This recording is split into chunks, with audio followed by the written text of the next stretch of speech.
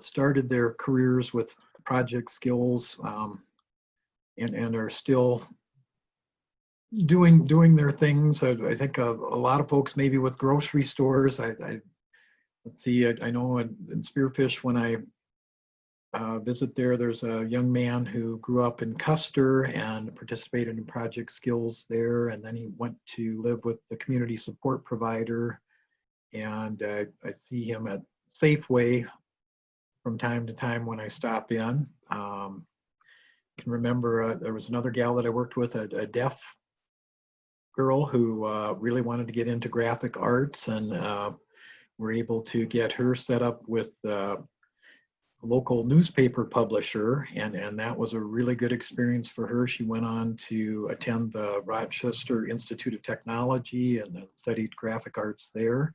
So sometimes, let's see, project skills, I guess, can be for students who maybe have a little higher skill level, a chance to try out some things, and can be kind of a stepping stone where maybe they pursue some more education or training after high school in order to achieve what they're hoping to achieve longer term, to get that career type job. Let's see, and I'm not sure. Career awareness too. Okay. You know, like you said, So, Dave. Rule in or rule out, and so I think that's a big part of transition, that we need to help the students learn to do that. You know, they say they want to do something. If we can give them the opportunity, they can find out if that's something that they really want to do. Dave, we did have a question here. I'm trying to find it from Chad. So I think, oh, there's. With COVID and everything, if students aren't able to go out into the community, will there be any accommodations or anything that we know of happening for that? Well, that might be more of a question for Voc Rehab, but I would think that we might want to, when we looked at the predictors, maybe, you know, if we can't get them out, get the student out into the community, are there some things we could do to, if the student needs some more help with social skills, or, you know, if there's some other transition needs, if we could work on those. In the meantime. I did just find his exact question. It said, I know in the past we weren't supposed to have students work in the school setting. Has that changed due to this pandemic? No, it hasn't. The students for project skills, it still needs to be in the community for it to be project skills. It's very rare that we'll approve a project skills in the school district. Typically that might be if a student wants experience to be like a teacher's aide, we might approve something like that, but anything else, it would need to be unpaid if it's in the school district or in the community for paid project skills. Katie, could you maybe touch on the virtual job search that vocational rehabilitation has? Because that may be a good option for teachers if they're not able to get their students out.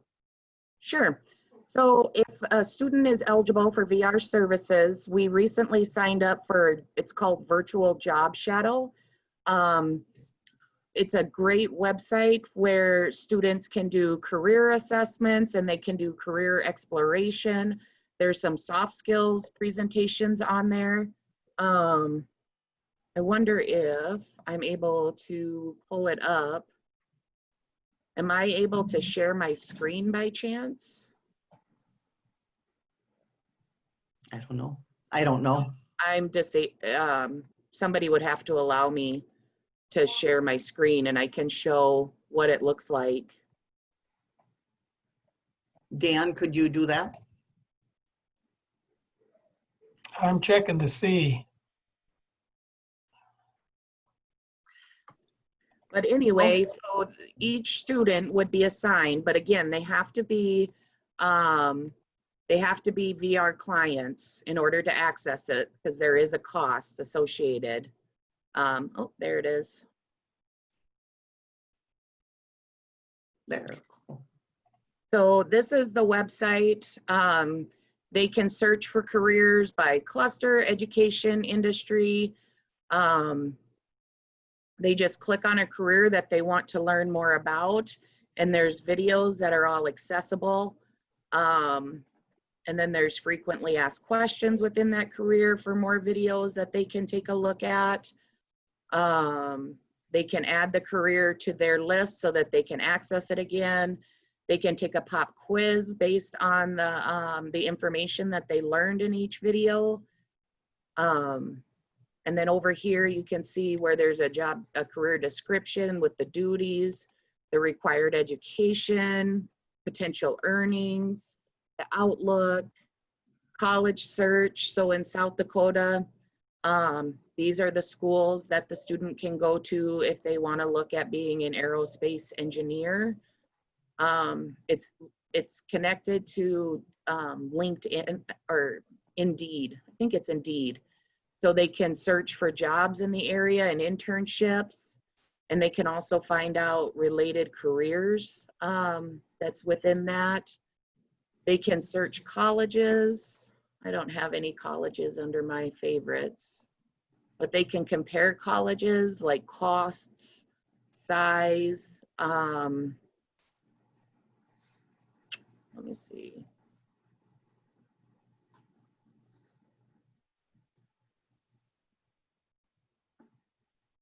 Is it gonna bring up? Probably not. Am I not spelling it right? But anyway, so, and counselors are able to assign, they can assign lessons. So let me just quick go back and do life skills. So they can create quizzes. They can have, like they can assign the student to watch any of these life skills videos, and then they could create a quiz to make sure that there's understanding of the video that they just watched. So this is just something that counselors gained access to. I think it was in May that we were able to get it. And we're currently looking at another program because some of these are maybe a little more advanced than some of the students that we work with. So me and some of the counselors are exploring another website that would cover the pre-ETS activities, the pre-employment transition service activities. That might be for those students that have more learning needs and can't and don't fully can't fully understand all of these videos, but like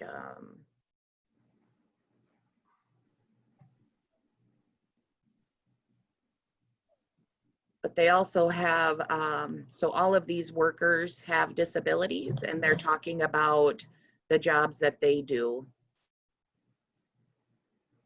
or like assembly. So again, they could watch a video of the person doing their work and answering questions and different things like that. So it's a pretty cool website that if a student is working with Voc Rehab, that they can have access to with a conversation with their counselor. Thanks for that, Katie. It is a cool I do see program. we have one other question. Let's see. Sarah's asking about advice on how to present project skills to admin since additional staffing is needed for job coaches. And that as being a special ed teacher, wearing a lot of hats and get stuck and maybe can't get things done quite the way we need to for the students. I guess one of the things that I would be happy to do would be to talk with an administrator about the benefits of the project skills program. Again, if come from the perspective of, the students really need this. We're responsible for making sure our students are ready to go to work once they leave our school, more the indicator 14 end of things. And that students are entitled to a free appropriate public education. Hopefully an administrator would listen to that. I know you know, there are resources that are in short supply, including staff time, and so the administration may have to prioritize some things. But, you know, I think it's important for the administration to think about that and to, you know, understand what's needed and then hopefully make a good decision. But you know, their hands may be tied to some extent too. But Sarah, Dave, I was going to mention though, actually too, it doesn't need to be the special ed teacher. I know in one of the districts in my area, the school counselor does the project skills program. Quite a few Good. schools, the para does it, okay. you know, so they're not, you know, and depending yeah, on the Sarah's- needs of your students, it's not, I don't know, maybe a lot of time spent, really, unless if you have to be out job shadowing a lot. And sometimes I've seen even like the CEO or a principal do it if they're the special ed teacher's really swamped. But yeah, I would be happy to About the take a stab at benefits. that. And just sharing the benefits of project skills and how beneficial it is to the students and how it matches the services that are required on the IEPs. Yeah. Sometimes that helps administrators understand the importance of project skills and why it should be considered in your school district. Meeting indicator 14. Yep. So